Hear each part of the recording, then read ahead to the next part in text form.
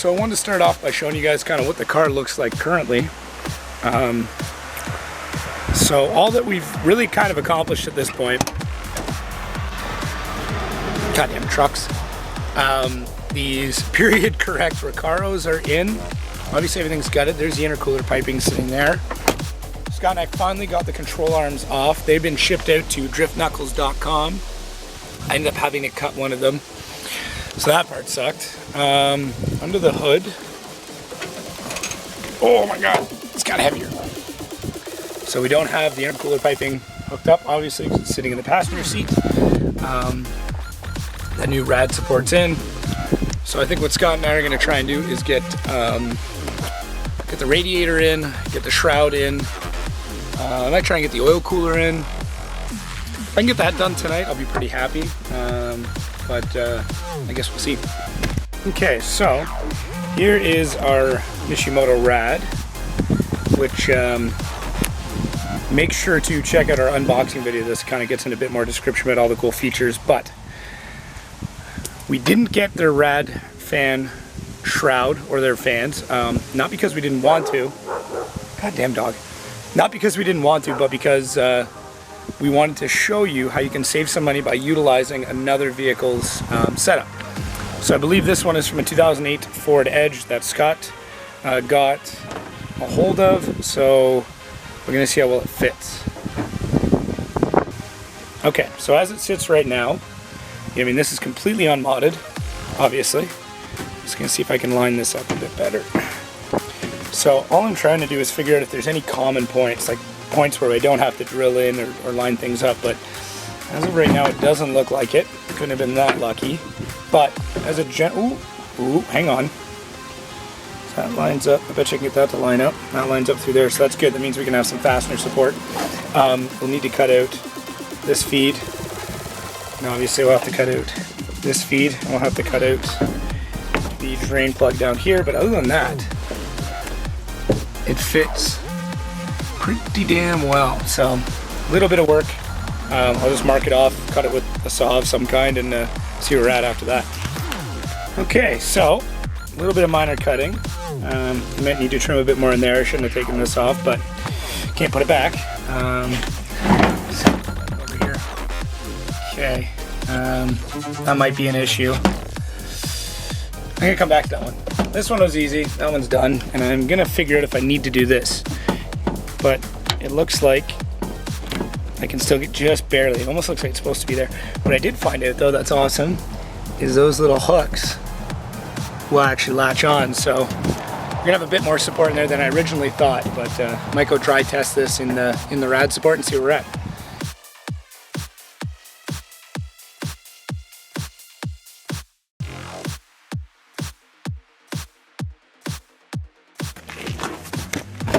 Alright, let's see if I can make this work. Okay, I have no idea if this even makes sense. So this is the bottom of the rad support here. Here's the bottom of the rad. What I wanted was for it to tuck up in behind here. But obviously due to stuff like this, and oh yeah, all of this, that's not gonna happen. So unless I cut out a chunk of this fan shroud, which would mean part of the fan too, because obviously the fan sits in there, that's not gonna work. What would have been nice is if I didn't cut these tabs that were conveniently located in a great spot. If these tabs were still here, I could just put a bolt or something through there. But now I'm going to have to either weld on a bar or get a bar welded on that's got like a bit of a lip to it or something that will hold in. That might be option B, is just make a little bracket, a little cradle for it to sit in as well. So I will get that done. It may not be a today thing, but it'll get done. So one really awesome thing, especially the Mishimoto rads, is that they actually take the time to make stock brackets fit. So you can still get to the filler cap. Although I might need to, you know what, purely out of my own convenience, I'll change that up a bit. But either way, can still get to it. This mount fits perfect. That is the one nice thing about drop-in rads. I'm sure if I bought their French shroud, it would drop in too, but instead this is what we got. That being said though, you know, I'm not saying any of their stuff's expensive, but buying anything upgraded is going to cost you money. So if you can find a way to get a Big upgrade for very little dollar. I say do it every time. So this is an old Mishimoto oil cooler kit that I've had hanging around forever. I finally get to use it. So, there it is. Okay, cool. So there's our adapter.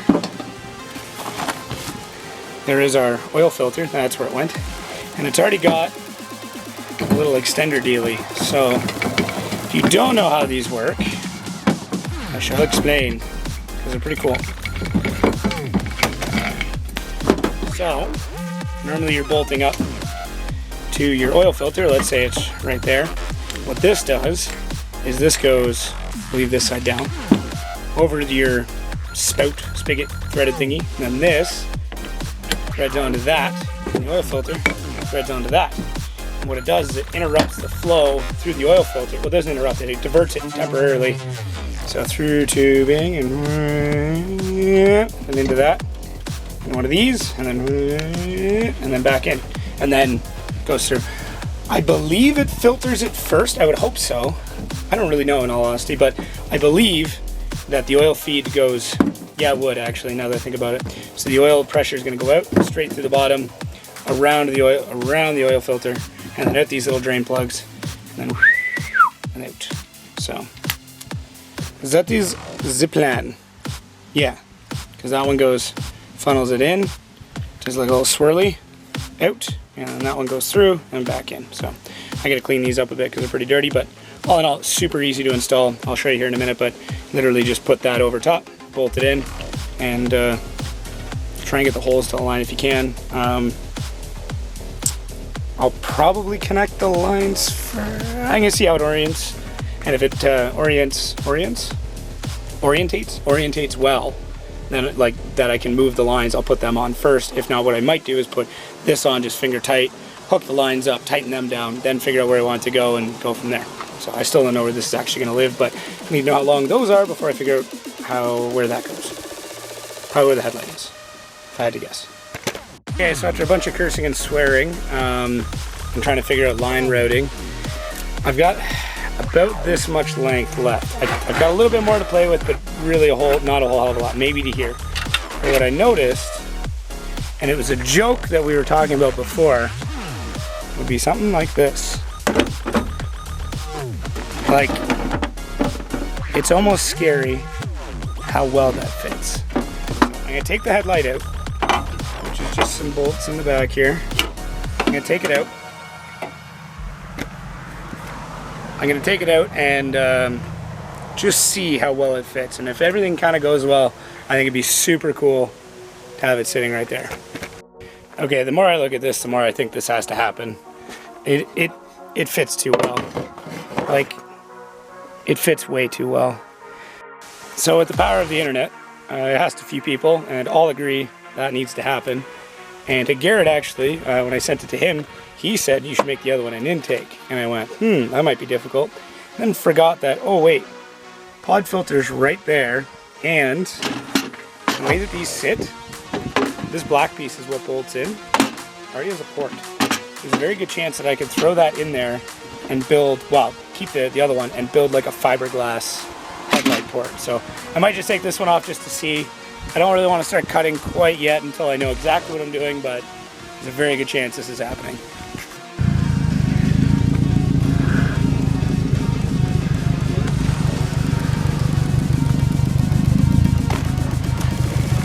I may or may not be cutting holes. Cut all the fucking holes, dude. I may or may not be putting the oil cooler in the headlight. I like it. Nice. Yeah, no, we'll need to trim both bottom holes just a little bit. Well, after much ado of fuckery, we have it set up now where both of us doubt these lights are ever gonna hold in. RTV, caulking, whatever we gotta use, but RTV and spray. Fuck, dude.